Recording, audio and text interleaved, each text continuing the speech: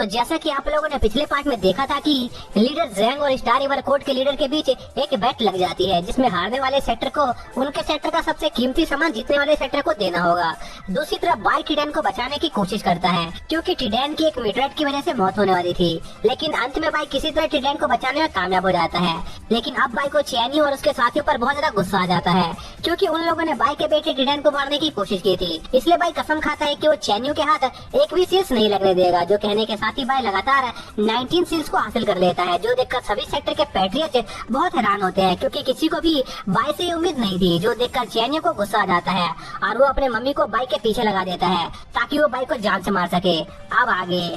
तो इस पार्ट की शुरुआत में हम देखते हैं कि बाई उस जाइंट मम्मी से अपनी जान बचाकर भाग रहा होता है और उसे हराने का कोई तरीका सोच रहा होता है। तभी बाई को एक आइडिया आता है और वो उस जाइंट मम्मी को पिनिकल रिवर कोर्ट के डेथ स्कल की तरफ ले जाकर उस पर हमला करवा देता है। जो देखकर पिनिकल रिवर कोर्ट की सेक्टर की लीडर स्टार रिवर कोर्ट पर हमला करने वाली होती है, जिस पर चैनी उसे समझाने की कोशिश करता है कि यह सब बस एक गलतफहमी है और इन सब का असली कारण बाई है, जिसने जानबूझकर उनके मम्मी को उस डायरेक्शन में अट्रैक्ट किया था ताकि उनके मम्मी और पिनिकल रिवर कोर्ट के डेथ स्कल के बीच फाइट हो जाए। साथ ही चैनियो पिनिकल रिवर कोर्ट की लीडर को बाई के खिलाफ भड़काने की कोशिश करने लगता है और उनसे कहता है कि बाई ने उनके सभी सील्स को चुरा लिया है, लेकिन अभी भी उसका मन नहीं भरा है, इसलिए वो यहाँ पर पिनिकल रिवर कोर्ट के भी सील्स को चुराने आया है। इसलिए उन दोनों के लिए यही अच्छा रहेगा कि वो दोनों एक साथ मिलकर पहले बाई को खत्म कर दे। पर पिनिकल रिवर कोर्ट की लीडर को चैनियो की बातों पर यकीन नहीं हो रहा होता है, जिस पर उन दोनों में बहस होने लगती है और बाई दूर से उन दोनों की बहस को देखकर मजे ले रहा होता है। तभी चैनियो पिनिकल रिवर कोर्ट के लीडर को समझाने की कोशिश करता है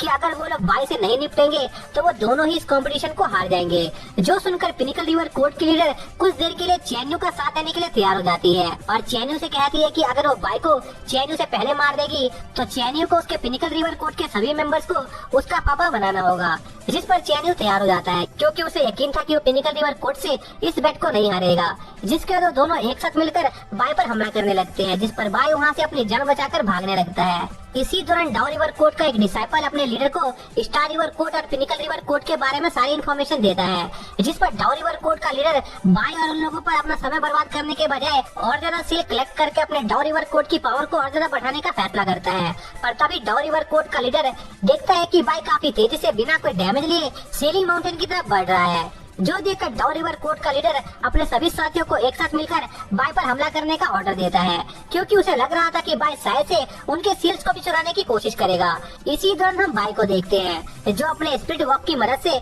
उन सभी सेक्टर के अटैक के साथ साथ सीलिंग माउंटेन के पास मौजूद सभी ट्रैप्स को भी ब्लॉक कर रहा था, जिससे बाई की स्पीड वॉक की पावर धीरे धीरे कम हो रही थी। इसलिए बाई अपने वॉक की पावर के खत्म होने से पहले उनसे बचकर निकलने का कोई तरीका सोचने लगता है। इससे भी डाउ रिवर कोर्ट का लीडर देखता है कि वो अपने इतने सारे अटैक्स के बावजूद भी बाई का कुछ नहीं बिगाड़ पा रहे थे। इसलिए डाउ रिवर कोर्ट का लीडर दूसरे सेक्टर को बाई से निपटने में उसकी मदद करने को कहता है, जिस पर वो सभी बाई को एक साथ चारों तरफ से घेर लेते हैं और उस पर हर डायरेक्शन से हमला करना शुरू कर देते हैं, जिससे बाई को उनके अटैक से बचने में काफी ज्यादा दिक्कत आ रही होती है। पर बाई ने पहले ही उन लोगों से निपटने का एक तरीका निकाल लिया था और वो बस सही मौके का इंतजार कर रहा था। तभी उस एरिया में मौजूद बाई के सभी ट्रैप्स एकदम से एक्टिवेट हो जाते हैं, जिससे उस पूरे एरिया में बाई के एलिक्सर का कोहरा फैल जाता है, जिस वजह से सभी सेक्टर के डिसाइपल्स इल्यूजन में फंस जाते हैं, जिस वजह से न वो लोग ढंग से अपने स्पीड जाइंट को कंट्रोल कर पा रहे थे और न ही बाई पर हमला कर पा रहे थे। और बाई इस मौके का फायदा उठाकर और कई सारे सील्स को कलेक्ट करने में कामयाब रहता है, जिसके साथ ही बाई ने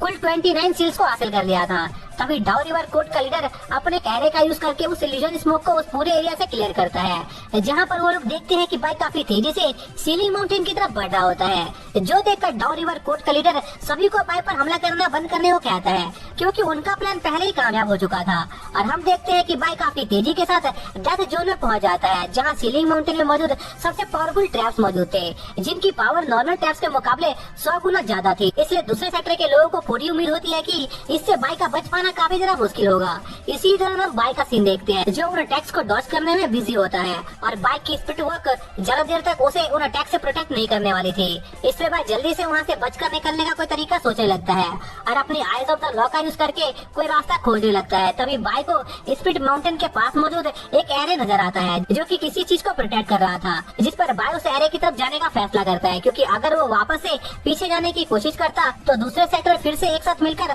उस पर हमला करना शुरू कर देते, जिसके बाद बाय धीरे धीरे उन सभी अटैक्स को सहता हुआ उस एरे की तरफ बढ़ने लगता है। लेकिन बाय का स्पीड वॉक उस एरिया में मौजूद ट्रैप्स के अटैक को और ज्यादा देर तक नहीं झेल सकता था, जिस पर बाय उस एरिया के ट्रैप को जंप करता हुआ क्रॉस करने लगता है। पर तभी बाय के स्पीड वॉक की एनर्जी खत्म हो जाती है और वो ट्रैप बाय को हिट करने वाले होते हैं, पर इसके बावजूद भी बाय हार नहीं मानता है और उस एरे की तरफ बढ़ना जारी रखता है। पर तभी कई सारे लाइटनिंग स्ट्राइक बाय पर एक साथ आकर लगते हैं, जिससे बाय बेहोश हो जाता है और जब बाय को दोबारा होश आता है तो वो अपने आप को टिडैन को एक अनजान सी जगह पर पाता है। पर तभी वो जगह धीरे धीरे अपने आप को रिवील करना स्टार्ट कर देती है और बाय और टिडैन देखते हैं कि वो लोग उन सभी ट्रैप्स को पार करके सीलिंग माउंटेन पर पहुंच गए थे, जो उन सभी ट्रैप्स के पीछे मौजूद था, जहां से सभी सील्स रिलीज हो रही थी। जिसके साथ ये पार्ट यहीं पर खत्म हो जाता है।